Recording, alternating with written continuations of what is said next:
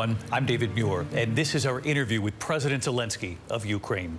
His plea for help from the U.S. and NATO, and what he says he needs most right now. Our conversation with the president of Ukraine comes amid a worsening scene across much of that country. Civilians coming under attack while trying to flee to safety. President Zelenskyy saying Kyiv and other cities are being bombarded. He praises the Ukrainian people's unprecedented courage, saying, "We will endure." President Zelenskyy, who just talked with President Biden again, and we asked Zelenskyy what he signaled, what he's hoping for from the U.S. And right here, Zelenskyy's message to Vladimir Putin. His worries about the safety of the nuclear plants, one of them the largest in Ukraine, the largest in Europe, now in the hands of the Russians. And his message here in English to the American people. Our interview, the president's words, with help from a Ukrainian government translator in the room at the office of the president in Kyiv. Mr. President, thank you so much for joining us. We're aware of the situation around Kyiv right now, the fighting to the north, the fighting to the west. What is the situation right now on the ground there, and how long do you think you can keep the capital of Kyiv? We are being bombarded not only in the city of Kyiv, not only in the housing sectors, but also in the suburbs of Kyiv. You can't even recognize the way our capital looks right now. The city of Kharkiv, Vinnytsia, Odessa, Zhytomyr, Chernihiv, Mariupol, many cities are being bombed. I know you're aware of the reality on the ground when you list all of those cities where there is Russian bombardment right now, the Russians closing in. The Pentagon, of course, here in the U.S. believes that about 95% of Russian troops that have been amassed along the Ukrainian border are now inside Ukraine. That would be nearly 150,000 troops. How long can the Ukrainian military, the Ukrainian people, hold off the Russians?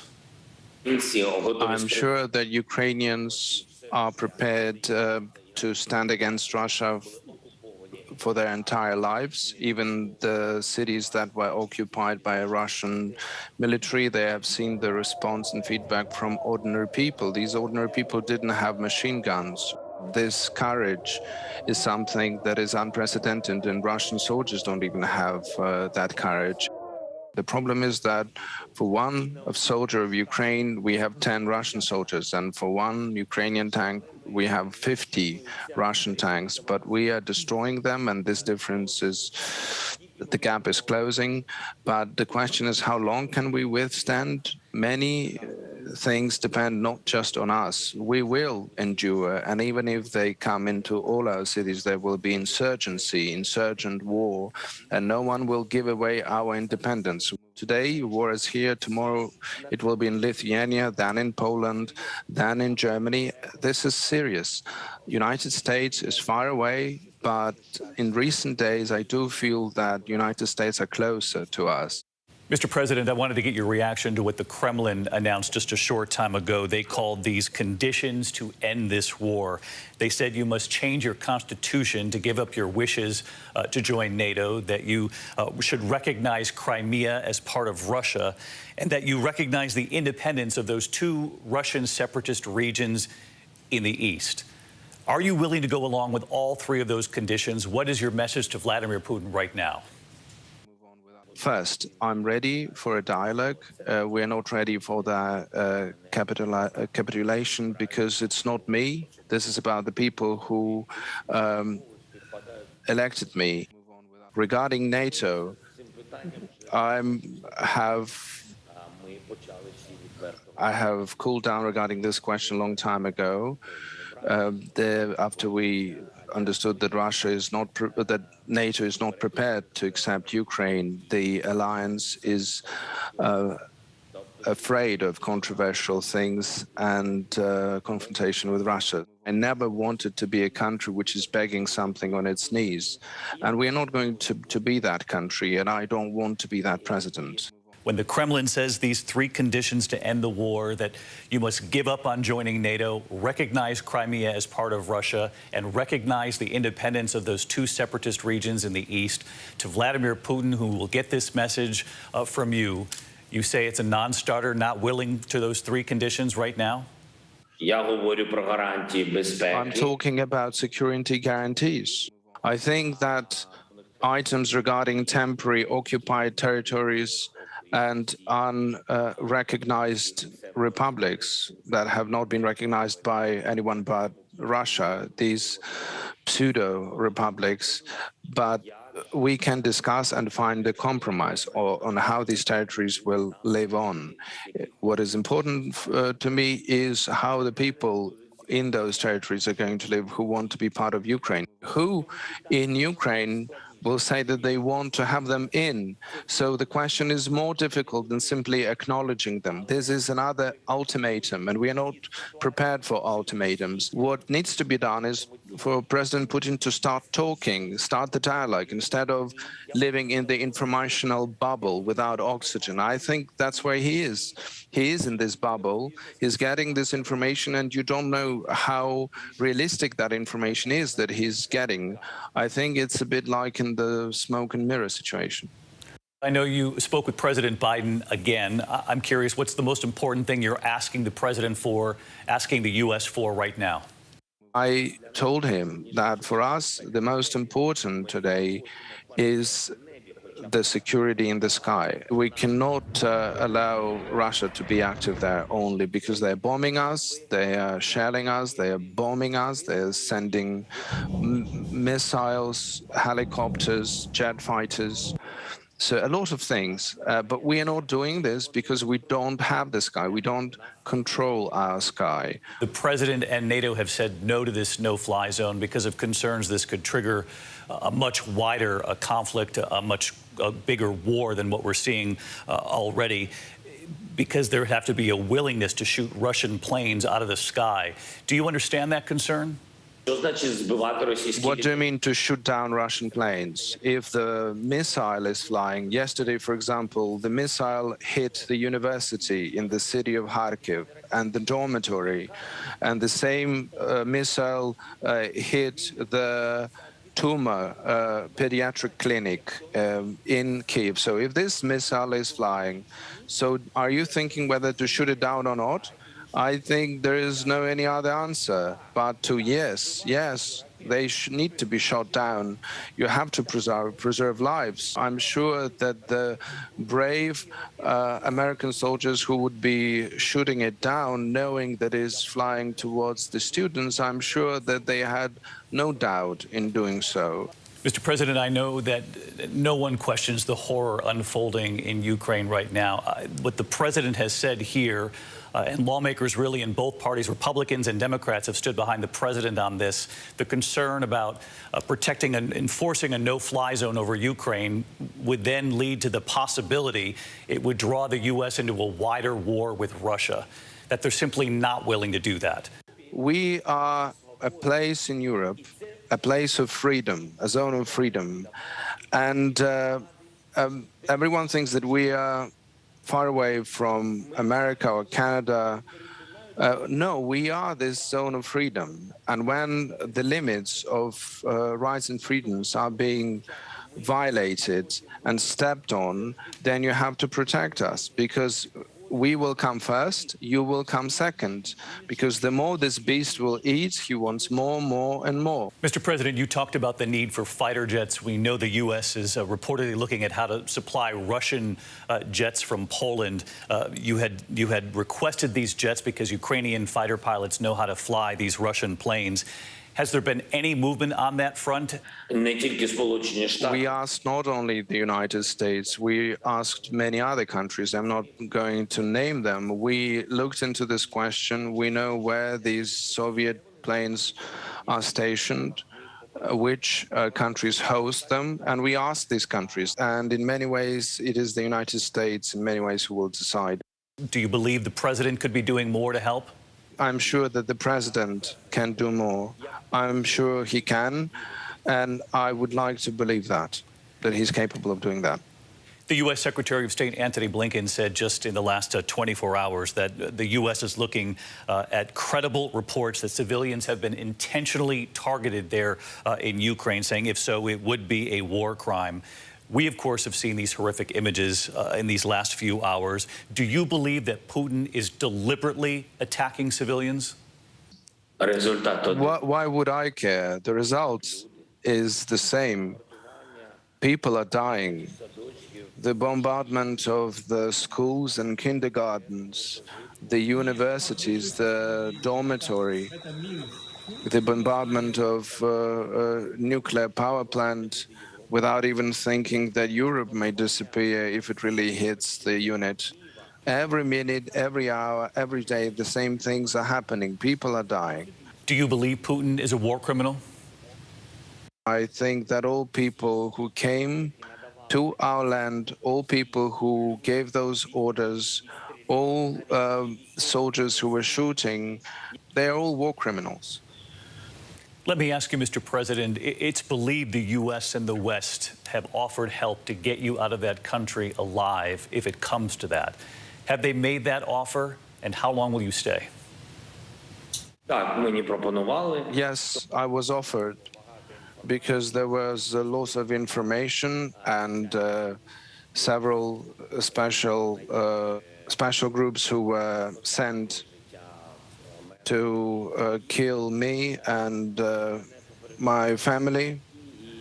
I said no, because how can I do this? I'm the citizen of my country, and I'm the elected president of these people. So you will stay until the end, no matter what that means?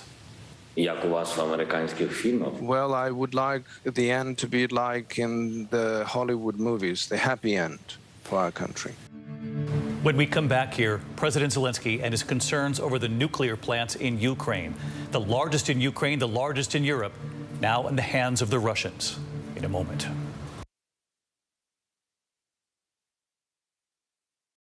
More Americans choose ABC News, America's #1 news source.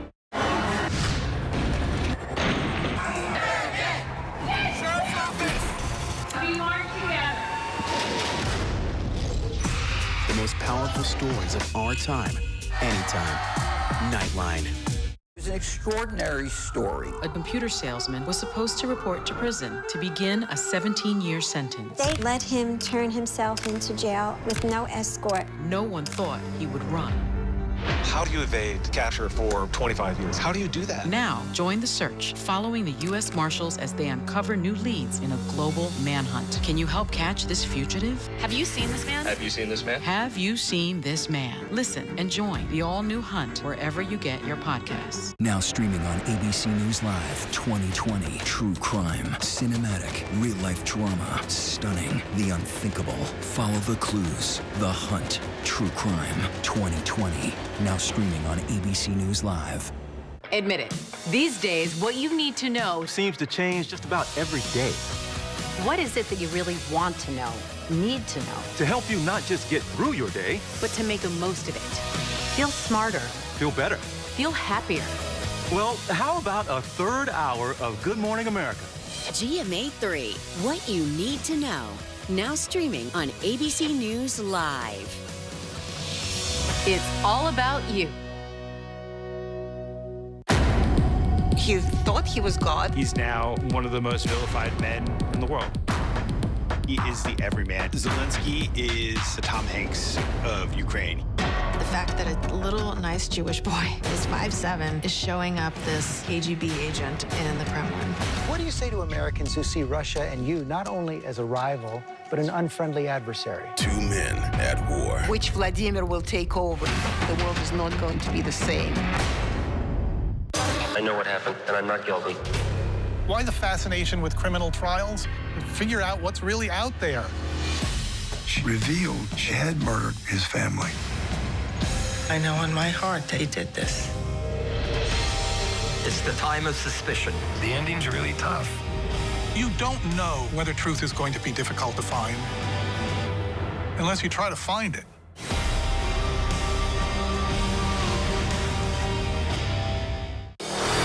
America's #1 news, ABC News. Most watched, most trusted, and streaming live to you anytime, anywhere, and free.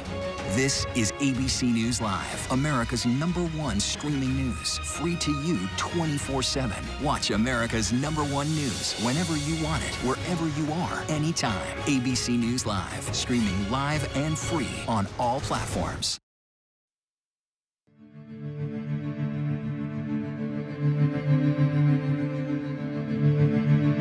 I want to ask about Ukraine's largest nuclear power plant. Came under attack in the last week, that massive firefight. I know that it's now in the control of the Russians. The internet has been shut down. The director of the IAEA has called this extremely concerning. There have been reports that workers at the plant have been operating at Russian gunpoint. What do you know about the safety and security of the largest nuclear power plant there in Ukraine and really across Europe? It was one of the most powerful in the world. There are 6 nuclear units. On that night, it was surrounded by armed vehicles and tanks. And at first, they were bombarding the territory of the NPP. They hit the yard and the building. The people who were managing this power plant died. Not all of them, but also the security personnel.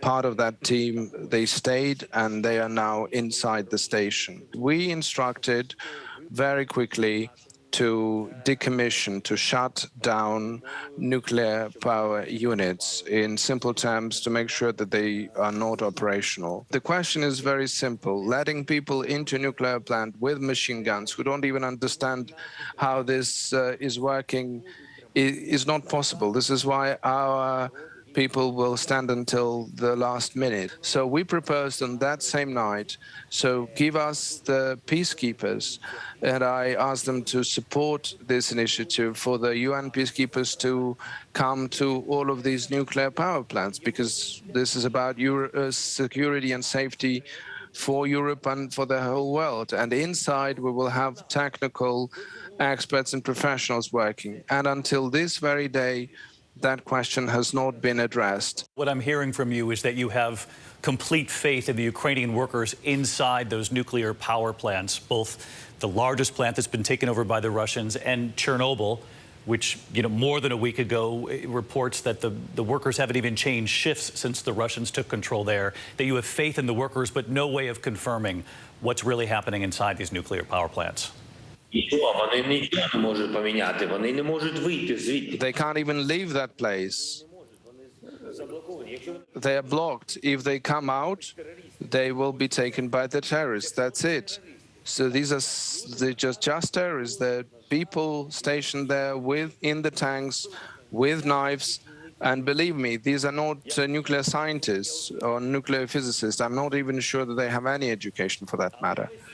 But the whole world can wait and think 1 week or 2 or 3 while our people will die there and these fighters will be able to come in. I think everyone has got the time for that, haven't they? Mr. President, we heard what Vladimir Putin told the Russian people. He said he is denazifying Ukraine. We know that you're Jewish. You lost family members to the Holocaust. I'm curious, what would you tell Putin about denazifying Ukraine? I think that denazification in general, in this case, is about destroying the nation. This has started in history many times and ended in a very bad manner. But it ended for some countries in such a way that these countries were afraid of having done this. There were countries who started cleansing the world from one nation or the other, and other nations were then sorry that they didn't interfere, that they didn't defend and didn't protect other nations from this. In the current world, we have different nations, different nationalities, but in general, we have one nation. This is the human nation, nation of people. So denazification is, in this case, is pure Nazism, destroying the nation of Ukraine. The same happened in 1940s with Germany. They were doing denazification of the Jewish people. They're doing the same now, and I'm in shock. I didn't even know that in the current world you can do things like that. We watched your speech. We watched the address to Europe, and you said, if we will fall, you will fall. What did you mean by that? I think Ukrainians are protecting the values that are shared by all modern people, not only the young population, but all the people who enjoy their lives. And we have the right for that. We are protecting the values that are shared by everyone, no matter what language you speak or where you live. And we are protecting those values today. And I know that if you allow Russian army to destroy these values, this will be the end, because Ukrainians are bearing those values, and Europeans as well. But it is Ukrainian people who is going through this test. That is why you should help us, because all of our people is the army of Europe now. What would you like to say to Vladimir Putin right now? I think he is capable of stopping the war that he started. And even if he doesn't think that he was the one who started, he should know one important thing that cannot deny, that stopping the war is what he's capable of. For the American people and for the people of the West who have been moved by your resilience and by the bravery of the Ukrainian people, do you have a message for them? I don't know what to say. Thank you very much. What to say to Americans. I just want you to feel and to understand what does it mean for us freedom. Because always American people, they speak about freedom and they know what is it. And now, when you're looking at Ukrainians, I think you feel what does it mean for us. So we are not far from you. We are not far from you. And that's why, Americans, if you see and if you understand how we feel life, how we fight against all the enemies for our freedom, support us. Support us, and not only with words, with concrete, direct steps. Do it, and I think we'll win. Of course, together with all the world.